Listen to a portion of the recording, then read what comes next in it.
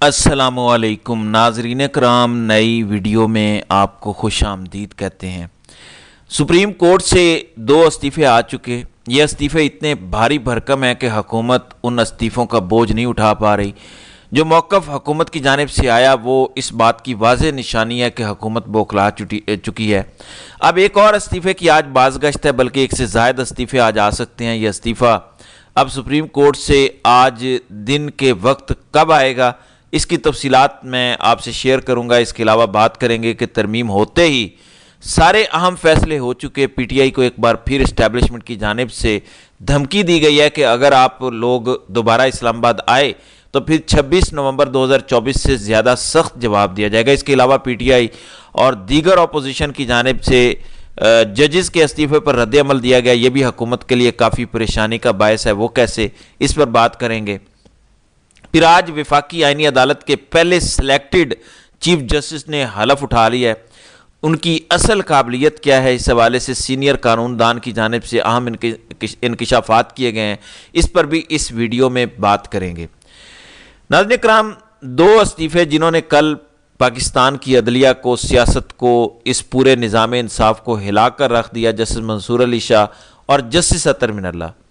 Justice اطہر من اللہ عموماً ایک بڑے سیاست یا جمہوریت کے حق میں سمجھے جانے والے جج جانے جاتے ہیں، اگرچہ منصور علی شاہ کے فیصلے بھی بالکل جمہوریت یا جمہوری روایات کے حق میں ہوتے ہیں۔ منصور علی شاہ نے گزشتہ سال پی ٹی آئی کے میجر ریٹائرڈ طاہر صادق کے کاغذات نامزدگی منظور کرنے کے حوالے سے کیس کی سماعت کے دوران ایک بڑا لینڈ مارک ججمنٹ دیا تھا۔ 5 صفحات پر یہ ججمنٹ ہے۔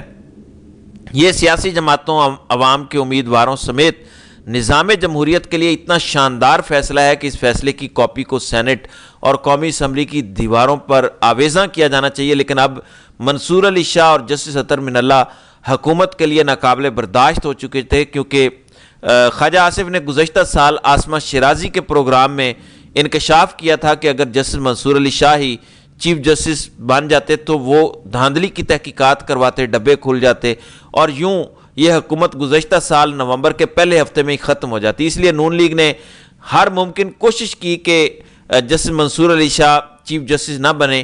پھر 26ویں آئینی ترمیم آئی، قاضی کی بددیانتیاں اور کالے کرتوت اور ریاست دشمنی سامنے آئی۔ اطہر من اللہ کے لیے بھی اب مزید اس نظام کے ساتھ جڑے رہنا ناممکن ہو چکا تھا، تو 2 کل استعفے آئے۔ یہ 2 استعفے اتنے بھاری بھرکم تھے کہ وفاقی حکومت ابھی تک اس کا بوجھ اٹھانے سے قاصر ہے، سمجھ نہیں آتی کہ ان استعفوں کا دفاع کیسے کرے۔ اب ایک نئے استعفے کی بازگشت آ رہی ہے۔ سپریم کورٹ کے ہی ایک اور سینئر جج جسٹس منیب اختر، ان کے حوالے سے خبر ہے کہ آج سپریم کورٹ میں فل کورٹ اجلاس جو اس وقت جاری ہے، اس میں منیب اختر بھی بھرپور طریقے سے اپنی اختلاف رائے دیتے ہوئے استعفیٰ دے سکتے ہیں۔ سپریم کورٹ میں ایک اہم بیٹھک طلب کی گئی، اس کے ایجنڈے میں 27ویں ترمیم کا ذکر ہی نہیں ہے۔ منصور علی شاہ، جسٹس اطہر من اللہ اور جسٹس صلاح الدین پنور کا گزشتہ روز خط سامنے آیا۔ اس کے بعد یہ خبر آئی ابتدائی طور پر ذرائع سے کہ سپریم کورٹ کا اجلاس طلب کیا گیا ہے۔ ابتداً یہی سمجھا گیا کہ شاید یحییٰ آفریدی جو یہ فل کورٹ بلا رہے ہیں یہ 27ویں آئینی ترمیم کے تناظر میں ہے، لیکن جب اس کا ایجنڈا سامنے آیا تو پتہ چلا کہ اس کے اندر تو 27ویں ترمیم ڈسکس ہی نہیں ہونی، بلکہ سپریم کورٹ رولز 2025 میں ترمیم کو ڈسکس کیا جائے گا۔ پھر منیر پراچا کو سینئر ایڈوکیٹ کا لقب دینا ہے۔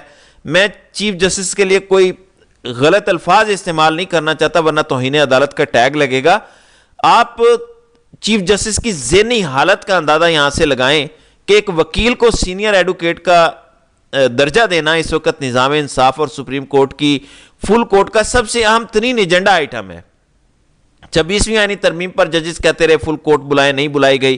27ویں ترمیم پر ججز کہتے رہے، 3 سٹنگ ججز نے کہا کہ فل کورٹ بلائے، نہیں بلائی گئی۔ سینئر وکلاء نے خطوط لکھے فل کورٹ بلائے، نہیں بلائی گئی۔ سابق ججز نے خطوط لکھے فل کورٹ بلائے، نہیں بلائی گئی، اور ایک وکیل کو سینئر ایڈوکیٹ کا درجہ دینے کے لیے فل کورٹ بلائی جا رہی ہے۔ تاریخ میں 2 یحییٰ خان ضرور یاد رکھے جائیں گے۔ ایک یحییٰ خان جس نے سکوت ڈھاکہ کروایا جو پاکستان توڑنے کی ناپاک سازش کا حصہ تھا، اور دوسرا یحییٰ جو عدلیہ کو ختم کرنے کی ناپاک سازش کا حصہ ہے۔ وزیر اعظم شہباز شریف نے باقاعدہ نام لے کر ان کا شکریہ ادا کیا کہ انہوں نے ہماری بھرپور مدد کی۔ وہ مدد کیسے کی؟ 2 ججز نے کہا کہ 31 اکتوبر 2024 کو فل کورٹ بلائی جائے، یا 26ویں ترمیم کے خلاف درخواستوں پر فل کورٹ تشکیل دی جائے، اس پر یحییٰ آفریدی نے خاموشی اختیار کیے رکھی۔ پی ٹی آئی کے ساتھ ظلم و جبر پر مجرمانہ خاموشی اختیار کیے رکھی۔ خطوط آئے کوئی کارروائی نہیں کی۔ جس وقت عدلیہ تباہ ہو رہی تھی، سپریم کورٹ کو ختم کیا جا رہا تھا، اس دن سپریم کورٹ سے اعلامیہ آیا جس میں چیف جسٹس کہتے ہیں کہ اگست 2026 تک پاکستان کی تمام عدالتوں کو سولر پاور پر ٹرانسفر کیا جائے گا۔ آپ اندازہ کریں نظام انصاف میں کیسے کیسے مکروہ کردار موجود ہیں، لیکن اچھی بات یہ ہے کہ یہ سارے ننگے ہو گئے ہیں، ان کے بدنماد چہرے سامنے آ گئے ہیں۔ ہماری اسٹیبلشمنٹ کی کبھی جرت اور ہمت نہ ہوتی نظام انصاف کو کچلنے کی یا جمہوریت پر شب خون مارنے کی اگر عدلیہ کے اندر ایسے مکروہ ججز نہ ہوتے، جیسے امین الدین خان یا آفریدی یا دیگر جو آئینی بینچ کے ججز ہیں جو اس وقت وفاقی آئینی عدالت میں آ رہے ہیں۔ تو آج منیب اختر کا استعفیٰ آنے کا امکان ہے۔ اس حوالے سے علینا شگری کہتی ہیں کہ منیب اختر آج فل کورٹ میں شرکت کر کے اپنے اختلافی رائے کا اظہار بھرپور کریں گے اور موجودہ حالات پر بات چیت کرتے ہوئے اپنا استعفیٰ دے سکتے ہیں۔ تو اس وقت فل کورٹ اجلاس جاری ہے، کچھ دیر میں پتہ چلے گا کہ کیا واقعی جسٹس منیب بھی استعفیٰ دیتے ہیں، کیونکہ اب پیچھے رہ کچھ نہیں گیا۔ باقی تو صرف یہ ہے کہ آپ تنخواہ کے لالچی ہیں، تنخواہ کے لالچ میں، مراعات کے لالچ میں نظام انصاف کے ساتھ چپکے رہیں۔ یہی ذکر کل جسٹس منصور علی شاہ نے اپنے استعفے میں کیا، یہی بات جسٹس اطہر من اللہ بھی کر رہے ہیں۔ تو اب دیکھنا ہے کہ کیا صرف جسٹس منیب اختر استعفیٰ دیتے ہیں یا دیگر تمام برادر ججز وہ بھی استعفیٰ دے دیتے ہیں اور صرف پیچھے وہ ججز بچیں گے جو حکومت کے چہیتے ہیں۔ دوسری جانب حاجی امین نے آج حلف اٹھا لیا ہے، صدر زرداری نے ان سے حلف لیا ہے۔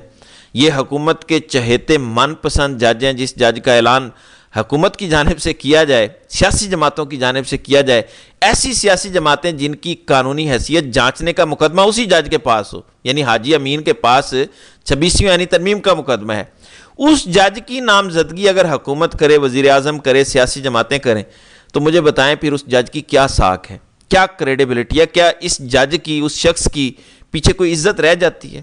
اب یہ ہو چکا ہے، پاکستان میں نظام انصاف کے ساتھ یہ کھلواڑ ہو چکا ہے کہ مجرم جن پر مقدمات ہیں، الزامات ہیں عام انتخابات میں دھاندلی کرنے کے، وہ مقدمہ جو جج سن رہا ہے اس کو وفاقی آئینی عدالت کا پہلا چیف جسٹس لگا دیا گیا ہے۔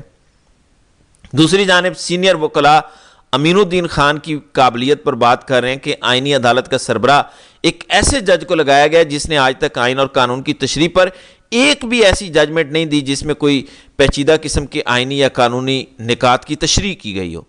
2 ججمنٹس انہوں نے دی، ایک تو مخصوص نشستوں والی اور دوسری فوجی عدالتوں والی۔ آپ اٹھا کے دیکھ لیں، انہوں نے اپنے فیصلے کی بیکنگ میں کوئی خاص دلیل نہیں لکھی کہ یہ میں فیصلہ کیوں دے رہا ہوں۔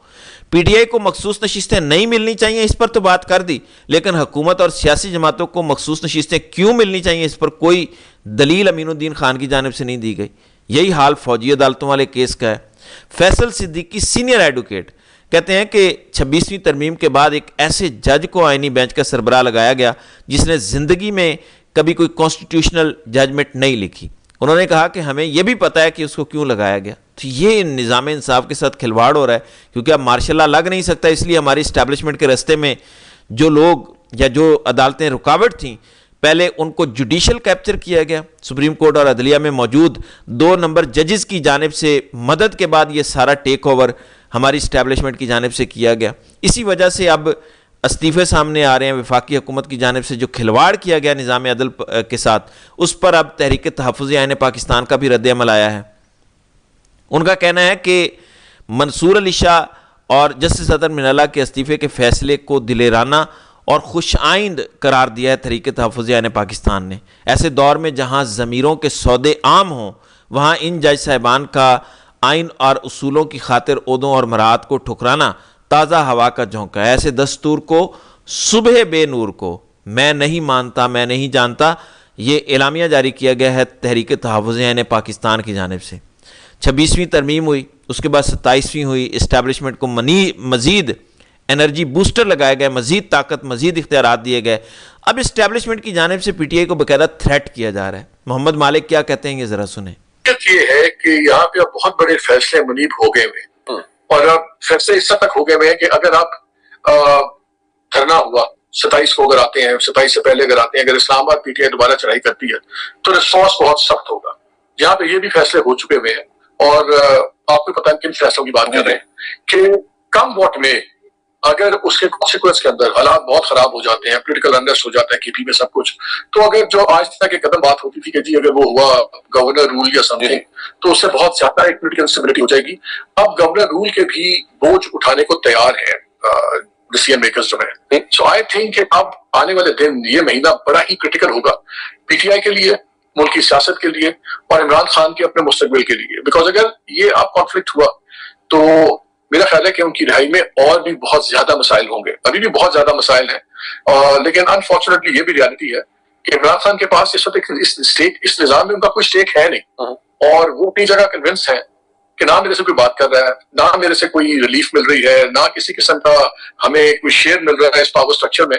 तो मेरे पास स्वाय यही ऑप्शन कि मैं इस निजाम में इतना कॉन्फ्लिक्ट पैदा हो कि निजाम डिस्टर्ब हो, निजाम गिरे, और बोलता है ना Phoenix rising from the ashes वाली सोच वो हो। तो मुझे तो ये कॉन्फ्लिक्ट बहुत ज्यादा बढ़ता हुआ नजर आ रहा है, और शायद ये जो फवाद चौधरी और दूसरों का एक इनिशिएटिव अभी सामने आया है, हो सकता है कि ये लास्ट डिच एफर्ट हो इस साइड से भी कि अगर थोड़ा सा टेम्परेचर नीचे आ जाए। लेकिन जो पीटीआई की लीडरशिप के आपने जी, तो आपने मोहम्मद मालिक को सुना, पीटीआई को बाकायदा धमकी लगाई जा रही है कि अगर नवंबर के महीने में या आइंदा आने वाले दिनों में आपने इस्लामाबाद में आकर पुरअमन एहतजाज किया तो आपका अंजाम जो है वो 26 नवंबर 2024 से बदतर होगा। तो ये इस वक्त हाल है, ये जमहूरियत हमारे मुल्क में है, और ये हमारा मुल्क जो है एक नई अनारकी की तरफ बढ़ रहा है।